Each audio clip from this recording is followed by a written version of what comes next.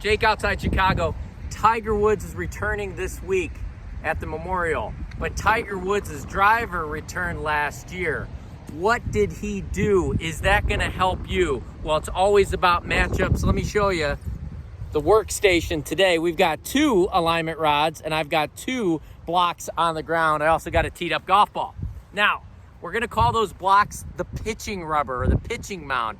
Always love that idea because I have a baseball background that the pitcher would load up on the mound to move his center of mass towards the target obviously being the catcher's mitt.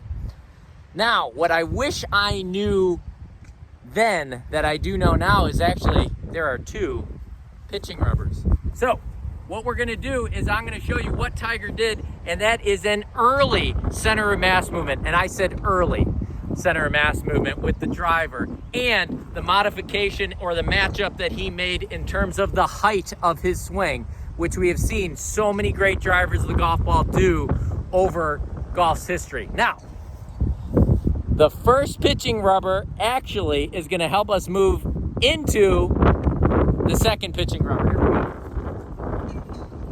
So I've got these 2 sticks right here. Basically, Tiger's early center of mass move was a push off this rock pitching mound into this mound. So I'm going to go into this mound. Now, when does he do that? Early, not late. So many of you are shifting your center of mass continually all through the backswing. I want it early. I want it almost to P2 or 3, which would basically be the takeaway or just after the takeaway. So the move into the stick is early. Then your hip works away from the stick. We're loaded up on the mound here. We push early. Then we get up to this stick. We actually go back into that pitching mound, and then we push up and open. Now, you can't just do one thing and not change something else. The other thing that Tiger changed was the height of his swing. If you're gonna have a center of mass moved, especially with the driver, you have to accommodate that by a change in the golf club. Tiger, in my opinion, for a long time, got a little too laid off, a little too low, and a little too deep with the golf club. If he's gonna be shifting center of mass early, he needs to get his swing more up in the air, and that's what he's been doing. So, we take another alignment stick. I'm gonna set up to the golf ball like I'm hitting that way.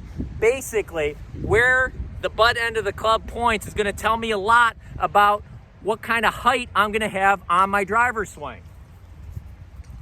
If I set up to here, halfway back, and the butt end of the club points in between the target line and my toe line, that club is going to be in a more vertical, lighter position.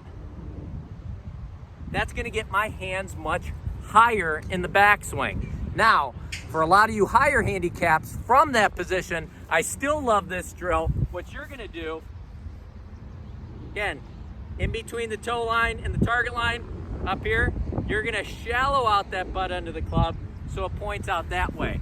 The world is too steep.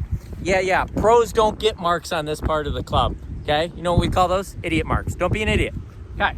So, 2 things that will help your driver. One with power and one with accuracy, and a great matchup for Tiger Woods. One is pushing off early center of mass movement off the lead side into the trail side, then early center of mass movement off the trail side and stopping in the lead side, and then we push up and open.